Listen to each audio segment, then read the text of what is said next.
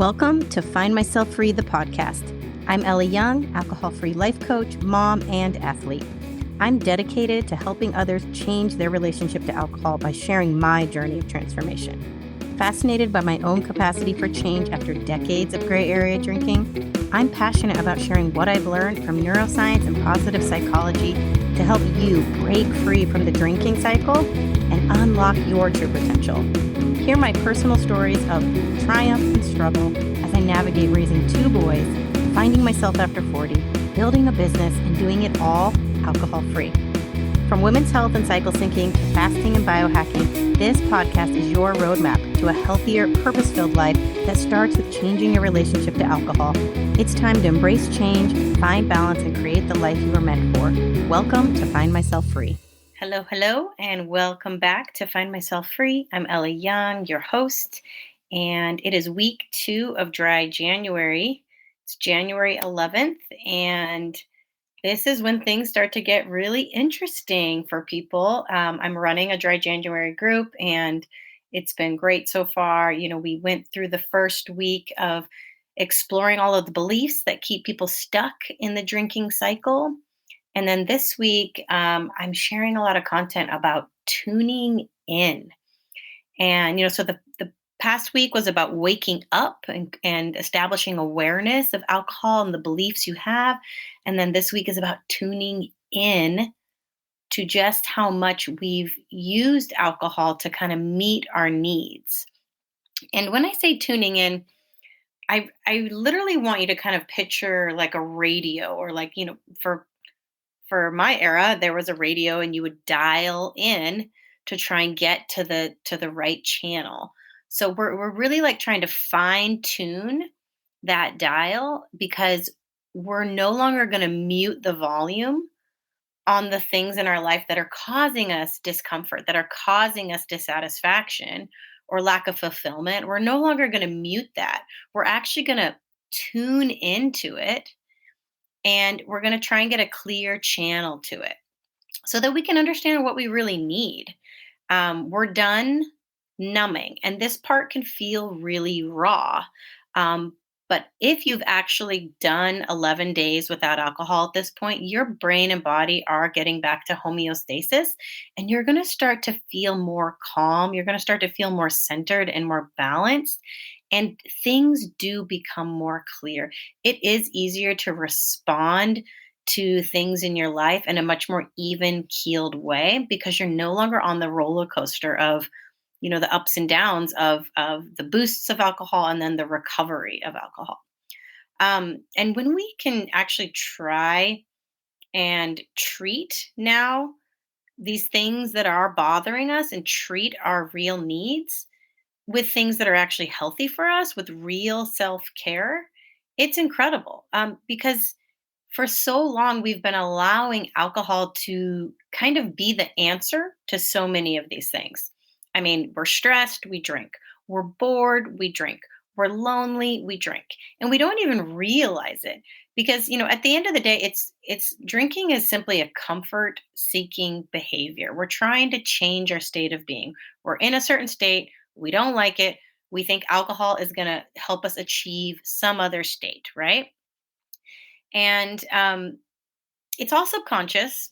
It's not like we're consciously looking at the wine and looking at the bottle of booze and saying, I'm going to self-medicate with this. I'm going to numb out this discomfort. No, it's totally subconscious. It requires very, very little energy for our brain to do this. It's just on autopilot. And we've been doing it for so long, we don't even think about it. We're so accustomed to it because it's just become so normalized. When you compare yourself to your friends, when you look all around you, everybody's doing it. So it doesn't feel problematic, but somehow deep in your subconscious, and there's a voice that's saying, God, I know I'm meant for more than this. I know I could feel better than this. I know my life can be different. And so I want you to trust that. I want you to follow that and know again that it's not your fault. But right now, this is your moment. This is the moment that we get to examine all of this stuff in our subconscious. We get to pull it out stop the automaticity of it all, and we get to examine it. That's what I'm here for. And I want you to know that all of these beliefs that, you know, were driving the subconscious behavior, we've just learned about these. Um, and we get to, we finally are like calling bullshit on that. We've pulled those beliefs out and we said, hey, none of this is true. Alcohol was not doing anything that it promised it was doing. This is what it's really doing to my system. And so now we have the opportunity to be like, okay, so what do I actually need? If alcohol wasn't the answer, what is going on in my life? This rawness I feel now because I'm no longer numb. How can I take care of that? How can I better take care of myself? And this is where this huge opportunity for growth is. So, not only am I going to be encouraging you to practice real self care, and I don't want you to think about this as indulgent. This is taking care of yourself. Giving yourself a bottle of wine at night so that you could tolerate whatever it is you're dealing with and calling that self care is just bullshit. It was self sabotage at best. So, giving yourself an hour at bedtime for you to like do a face mask, take a bath, do some yoga, that is real self care. And it shouldn't feel selfish and it shouldn't feel indulgent.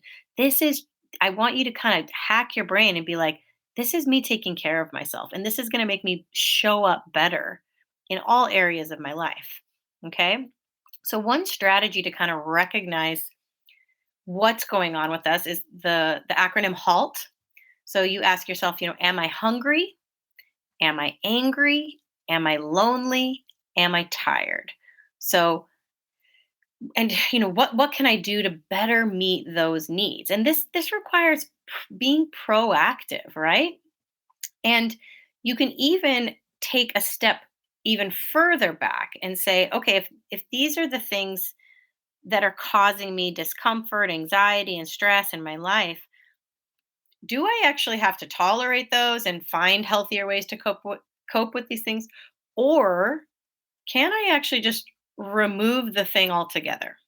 This is where drastic change can take place in your life. This is where people start to question, like, am I in the right marriage or relationship? Like, am I in the right job? Like, do I really, want my kids to be playing this sport that's taking up so much of my time? Like, all sorts of big, big questions here. And I don't want anyone to panic here, but I do want you to take a step back and ask yourself, like, this thing that I've been drinking to tolerate or get through, you know, w- do I really need to keep doing it?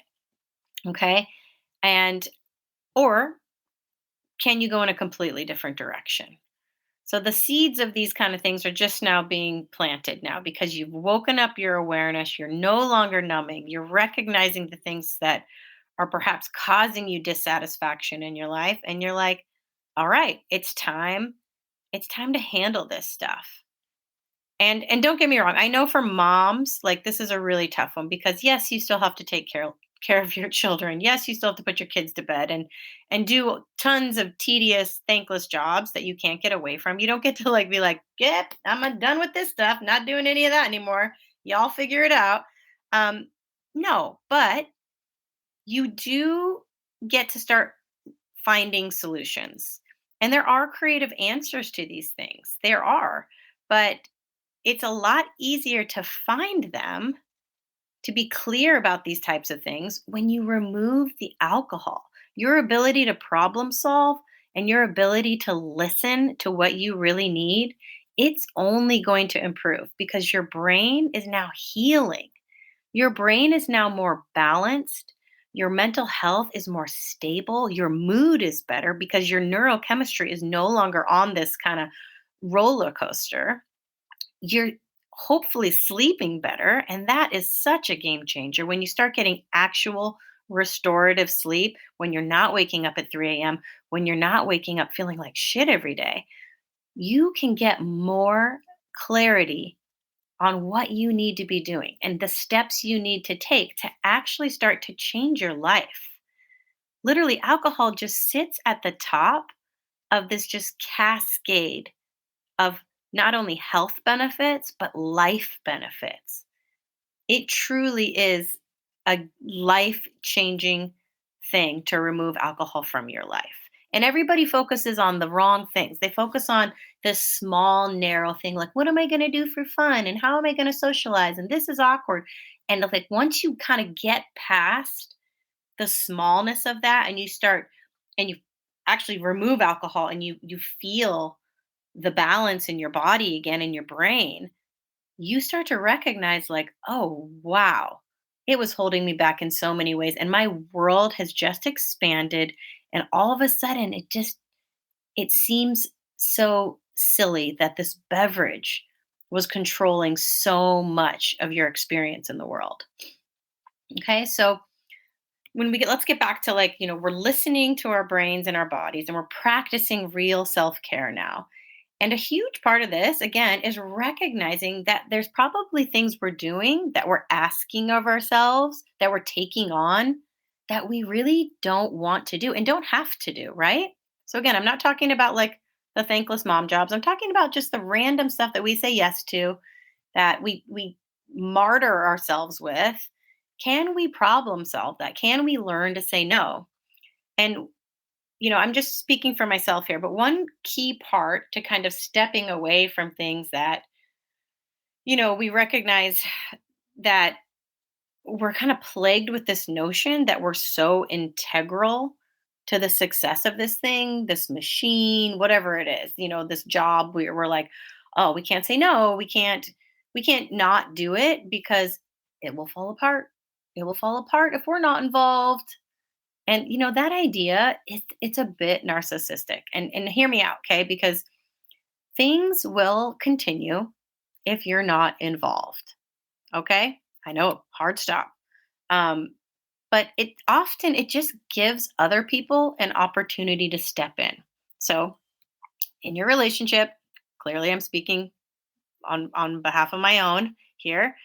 I thought I was so key to the success of certain things functioning in my household that I was like, I have to do it. I have to do it. And then I built up all this resentment between me and my husband because I was just taking on so many things without even really giving him an opportunity to do anything. I was just like, I have to do it. And then I drank to cope with the dissatisfaction of that arrangement. So I enabled this entire dynamic and then I drank. But when I started in my kind of early sobriety and I kind of had to go upstairs, I had to kind of remove myself early on. I said, I didn't actually say anything. I just did it. I'm going to step away from this nighttime routine. This is, often when I would start drinking was right after dinner, or actually it was like during dinner, but then the nighttime would drink, like when we're all just kind of hanging out and cuddling on the couch watching shows, was when I would continue to drink. And I'd often fall asleep because I'm such a sleepyhead because I always woke up early. I would fall asleep on the couch watching shows with the kids and then wake up so grumpy. And then bedtime would be so miserable because I was just like crankosaurus Rex. So I knew I had to kind of remove myself from that kind of triggering environment. Yes, I still tucked my kids in, but there was this hour before bedtime when everybody was like watching TV, and I would just step away and I would go do real self care with myself. I would take a bath, I would stretch, I would do some yoga. I know it sounds like, oh, did you do all those things? Really? How good for you, right? But like, I did. I was very intentional and I made myself go do it. And it's crazy when you're like, whoa, I used to park myself in front of a TV and drink alcohol. And now I'm literally in a bath with a mask on trying, reading a book. Like it was revolutionary and it sounds cheesy, but it was awesome. Um, and sometimes I would go watch my own shows. I did this for a lot of months. Shows that I actually enjoy, which I hadn't watched in years because I was either watching kids' TV or boy TV. I have a house full of boys and they always want to watch like action packed, violent things, and I just have no interest in that sometimes. And so I just think and I often guilted myself. I said like, "Oh, you know what? I need to be spending time with them. I need to be down here." involved in this. I need to cuddle them on the couch like when they were little. And I had to kind of fight that part of myself and say, no, it is okay. You spend plenty of quality time with them. You can step away and let dad have his time. Let dad handle the turning off of the TV and all the negotiating and the nighttime snacks and, getting their teeth brushed and stuff. And again, I didn't really consciously think about this stuff. I just started doing it. And lo and behold, Dave, my husband, was able to navigate all of it. And it was kind of like their special daddy and boy time. And it didn't require me. All of these kind of annoying things that I was kind of forcing myself to kind of be a part of. I wasn't allowing, I was like, oh, I still have to do it, all this stuff. It created, annoyance in my life. And then I would drink to get through it. So, me stepping away, me stopping drinking and recognizing, like, yeah, I don't really want to participate in this part of the night and stepping away, it allowed him to fill in and have his own job there. And it was fulfilling for him and it gave me space. And it took me a long time to still kind of not feel that I was being selfish or that I, deserved this break and to be upstairs on my own. I still fight it a little bit, to be honest, but it's been better for everybody. Another example of this is also like my morning routine. So again, this all happened organically. I didn't really consciously design it, but I am giving it to you so that maybe you can be a little more proactive and consciously design you stepping away and creating the space for somebody else in your life to maybe take on this thing that, you're just like, yeah, this was too much. I was doing too much. I want to step away and take care of myself. But for my morning routine, I get up super early so I can walk my dog and have this kind of moment of peace and quiet. And when the time changes throughout the year, it starts to get darker and harder because it's just like pitch black out. I do it, but it's just more difficult at this time of year. And I was always like, oh, I have to hustle back. I have to cut my walk short so that I can get back in time to wake up the kids and get breakfast started. But I slowly just kind of started showing up a little later and later. And it, lo and behold, my husband started waking the kids up and having his own kind of morning routine with them. And he started to make these like incredible breakfasts for them. And, breakfast is like definitely a difficult time in my household. I have two boys, they're wild. One of them has ADHD. He never wants to eat. He literally wants to like play and play music and like rap music. And it's just chaotic and we're always in a rush. And I wake up and I am like a go, go, go, go, go person. And my husband is a lot more mellow. So this actually naturally started working out better for everyone. He was making these beautiful breakfasts. The kids could kind of wake up more slowly and gracefully than me, like hammering them and being demanding of them. And I got to kind of come home from my walk, all zenned out from my beautiful sunrise walk, and it just worked out better for everybody. It was a healthier balance for all of us. And stepping away from this task, I thought that I did feel guilty at some points. And then once I recognized, like, oh my gosh, this really did work itself out. And this is also, a moment to kind of relinquish that side of yourself, the one I'm talking about, the control freak, right?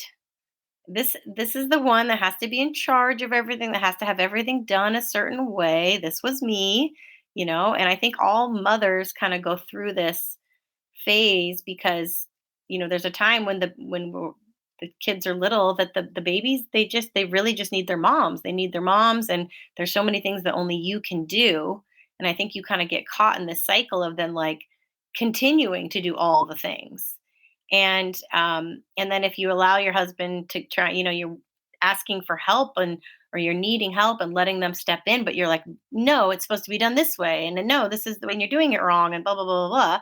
I had a really hard time with this. So, allowing someone else to do a number of these tasks that deep down subconsciously are driving you mad and you feel like no one appreciates you, step away. Give someone else an opportunity to step in, whether that's at work, whether that's at home, whatever it is. It's like, okay, don't you don't have to say like, hey, this isn't a great job for me, I'm going to step back. Just naturally, just kind of don't be the first one to raise your hand. Don't feel like, if no, I have this compulsion that I'm like, I'm assuming nobody's going to volunteer for this shitty job, so I'm going to go ahead and volunteer for it. I do this all the time, and I am now fighting that urge. I'm like, do not raise your hand for the shitty jobs. Someone else will do it. And if nobody else does it, you just wait it out, because somebody else will step in. It does not have to be you. Okay. So again, we have to stop thinking that we are so important, that we are so integral to these things, that it's just not going to happen without you. Take a step back, allow somebody else to fill in that space, give them the opportunity, allow them to feel more needed. Again, this dynamic that I had created with my husband, it was really like I did everything. I gave him no space to contribute, which really only reinforced this notion in my brain that he wasn't contributing, right? Because I hadn't left anything for him to do. So I would just sit with this resentment. Well, look, he didn't help again. And it's like, yeah, well, what did you leave him to do? I covered everything. And I covered it in this really kind of annoying way too, where I was just like, here I go. I have to do everything again. It's really passive aggressive, right? I created that dynamic instead of just relinquishing control, stop playing the martyr, and then self medicating. I think a lot of women fall into this cycle like I did. We're overachieving, but it's a bit like passive aggressive. And now that I think about it, it's like I became so resentful. And then I drank to cope with that, acting like this was like my lot in life. But I created it. Again, that this is the clarity that you get when you go alcohol free. You start to see these things because you start to see like, oh man, I've been using alcohol to kind of numb all these things. And then you go, what was I numbing? Oh, it was this thing. This thing was bugging me. And then you're like, okay, I'm not going to do this thing anymore. And then it's just like, it's like dominoes. It's a domino of just understanding and self-discovery. And it's not always pretty. It's not fun to look back at myself and be like, whoa, like I totally created that. And it was passive aggressive and I was narcissistic in this idea of feeling like I have to do it all because I'm so important. I'm the only one that can do these jobs. It's bullshit, right? So this part of dry January can feel a little raw. It can feel a little uncomfortable because you're starting to like have to face things. And it's okay. Know that like you are better equipped now than you've ever been. If you are 11 days alcohol free and you've been drinking for the past 3 decades, let me see, 2 decades for me, 2 decades. I did not start drinking at 10. So no, I'm 42. So I was not drinking at 12. Um, but if you've been, using alcohol for that long, it's been a while since you've kind of really faced things. And so much of this is people pleasing, right? I know for me, like always thought that I'm a good girl when I'm doing all the things. That's where I derive a lot of my worth, when I'm like max contributing, where I'm doing the most. So letting go of doing all the things, and especially the things that don't fill me up, and giving someone else an opportunity and space to do it. That's been huge for me. And I think that what's most important isn't, again, that you're doing all the things and constantly checking all the boxes. What's most important is the way you show up to the things that matter most to you. that you show up as a whole healthy person, right? Not someone who is saddled with resentment, having been a martyr, not feeling burnt out because you've taken on too much, believing that if you don't do it, it won't get done. Let go of some of these things. Let someone else step up. Let go of the control of the need to be involved so it's done your way. I mean, clearly, I am coaching myself at this moment. Let's be honest. I am not doing this well yet. I am totally a work in progress. I've only started this to have this realization that this is what has happened organically. I've naturally stepped back from things and my husband has naturally stepped up and it's actually suited both of us. I have to catch myself still though, like from feeling guilty sometimes when I'm not participating in all the tasks that have to be done in raising two boys.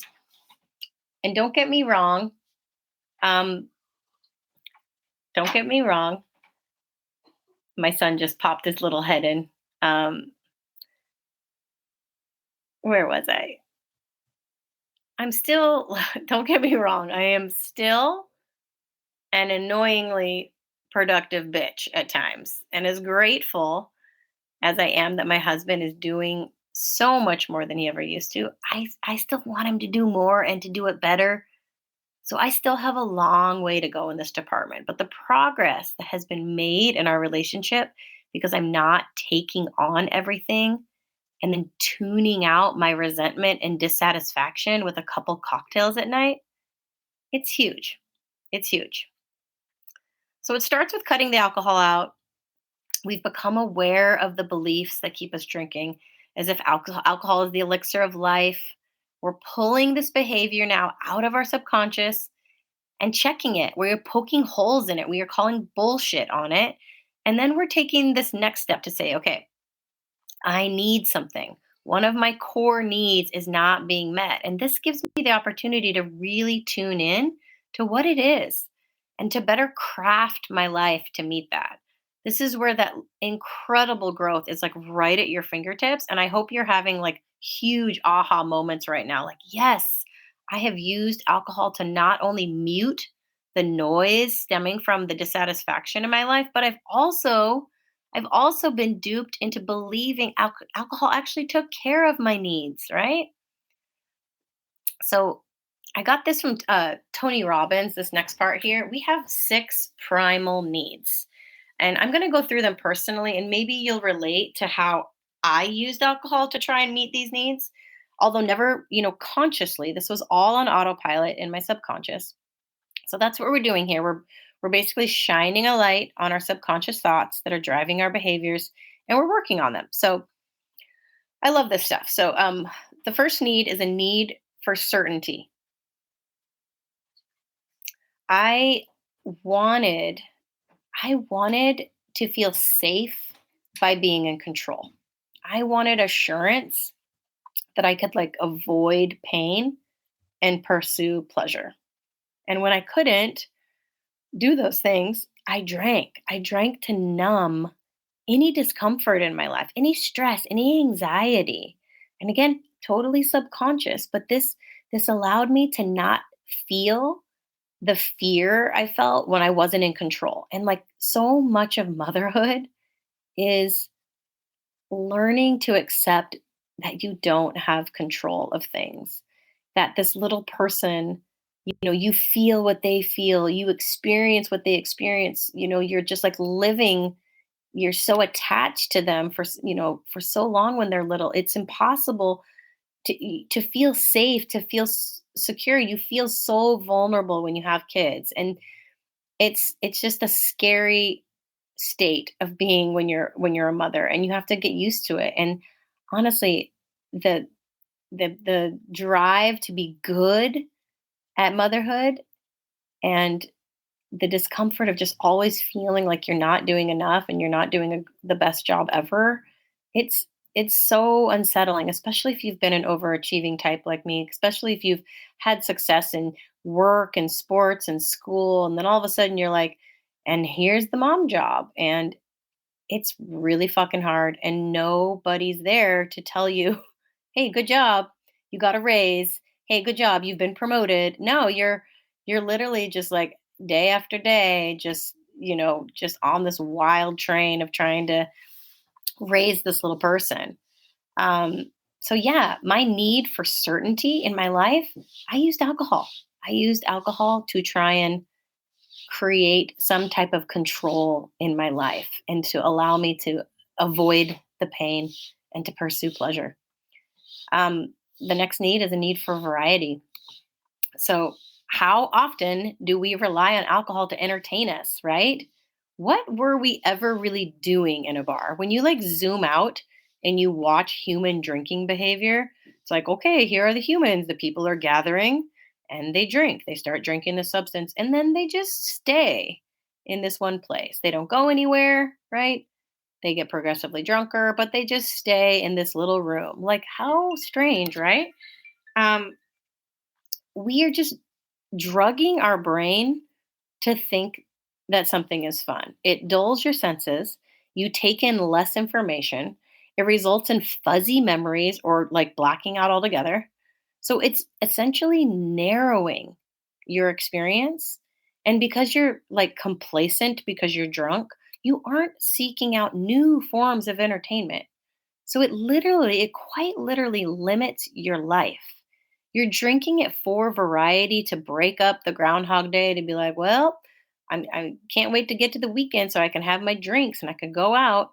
But like, to be honest, I have done more living in the last 3 years alcohol free than I did in decades of drinking. All of my entertainment used to revolve around alcohol, and it was all the same. We're going to this space and we're going to drink. It didn't really matter where the space was. It was literally like, oh, okay, we're going to a winery. Oh, we're going to a wedding. Oh, we're going to a movie. Oh, we're going to vacation. It was all revolving around the drinking. It was all the same. Like, how crazy is that, right?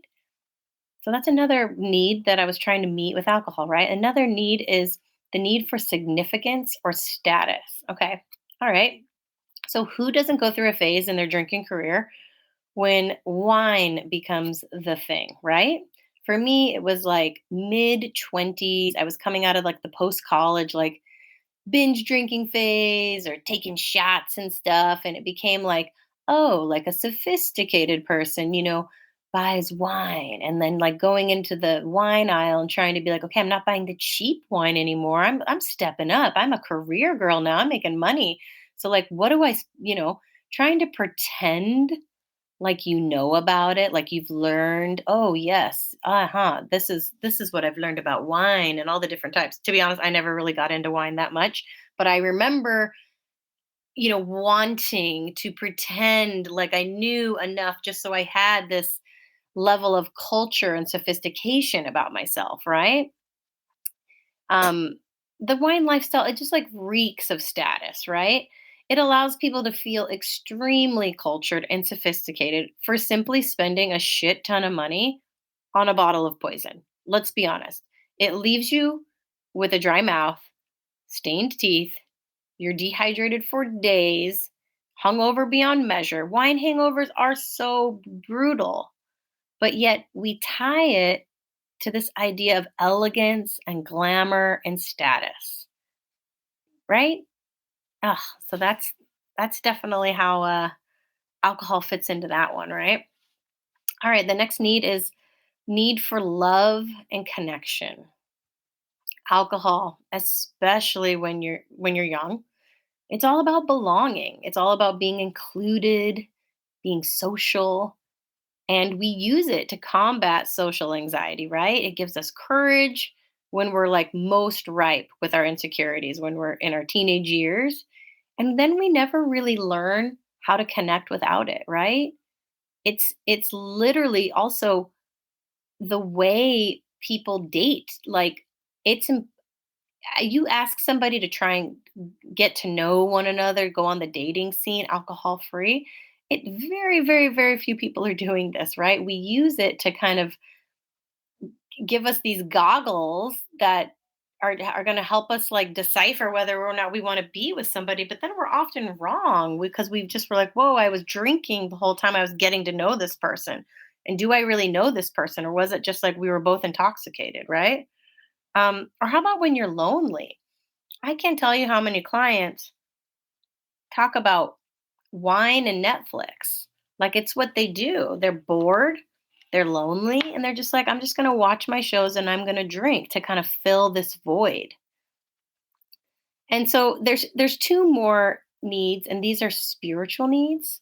So this is, alcohol clearly does nothing for these. I had no delusion that alcohol was helping me grow, um, or feel that I was making a positive contribution anywhere. Those are the next two needs that are more spiritual. They are the needs for growth and the needs for contribution. But I will tell you that these are the two needs that I am now completely fulfilling by living an alcohol free life. Um, I love the saying, I don't even know who said it, but like, if you're not growing, you're dying. There is no standing still, there is no like stagnant state. Um, and I feel like when I was drinking alcohol, I was dying in a way. I was dulling and numbing any discomfort in my life that would have allowed me to grow, that would have allowed me to change, because that's what the agitation and the discomfort is in life. Life is suffering, and that little bit of suffering is what is supposed to drive you to try and make changes, to make things better. And so when you're no longer meeting all of your core needs with alcohol, you're truly going to give yourself this opportunity to start growing again. And that requires change. That requires like facing things that you haven't wanted to face in a long time. But guess what? It's not as scary as you think it is. Once you give your brain a chance to reset, it won't feel so overwhelming, because one, you're no longer detoxing, you're no longer in recovery mode. You've given yourself enough days now. Hopefully you're on day 11. If you haven't, and you've been kind of periodically drinking in dry January, maybe you've strung together more days than you would have if you weren't. That's awesome. But just know that you need to string together a significant amount of days in order for your body and brain to achieve homeostasis, because that's when you start to feel differently. You start to feel better, and it allows you the opportunity to make different choices. Okay, when you're not in that recovery mode, when you're not in the the low level depressive, anxious states. Okay. And when you continue to work on these thoughts and beliefs that alcohol is not the answer to all of your needs. In fact, it was doing such a shitty job of taking care of you. Okay. You have so much more life to live, and you don't want to limit yourself with alcohol anymore. Okay. And the other belief here that I love is, the spiritual belief is, or not belief, need is contribution.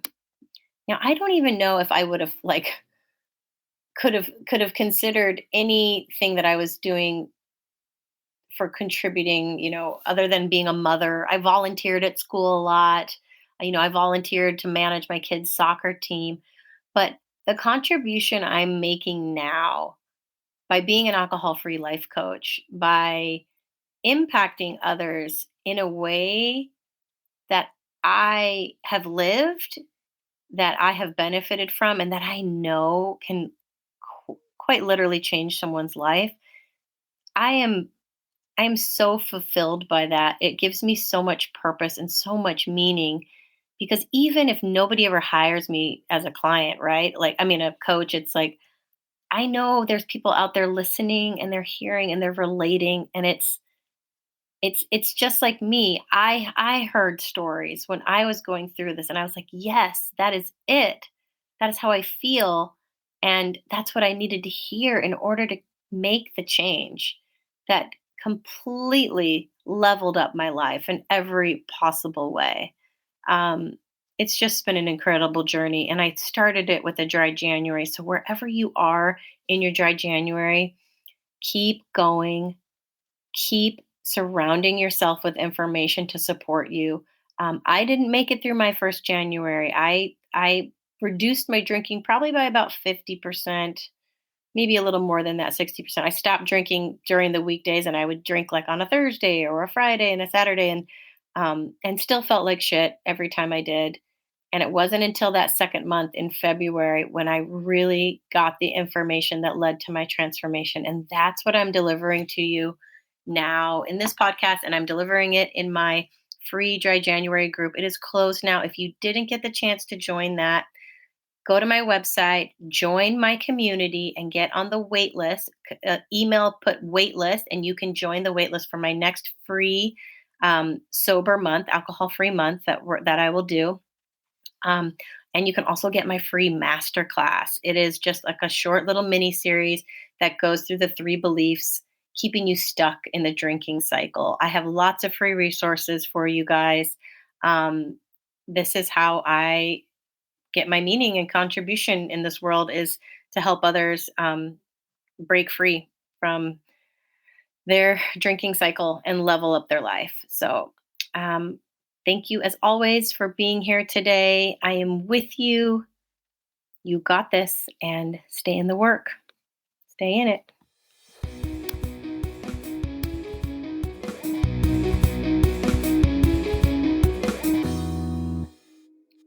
Hey team, you've just listened to an episode of Find Myself Free.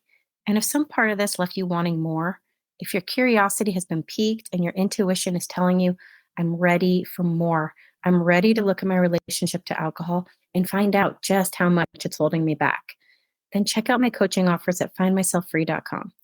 For those ready to kickstart a change privately on their own time, I offer the Brave course, a 7-day program to shift your mindset around alcohol and connect with your future self. This is chock full of all of the information that was key to my transformation. If you're looking for additional support, I also offer one-on-one coaching. I worked with a coach for 4 months at the start of my alcohol-free journey, and it made all the difference.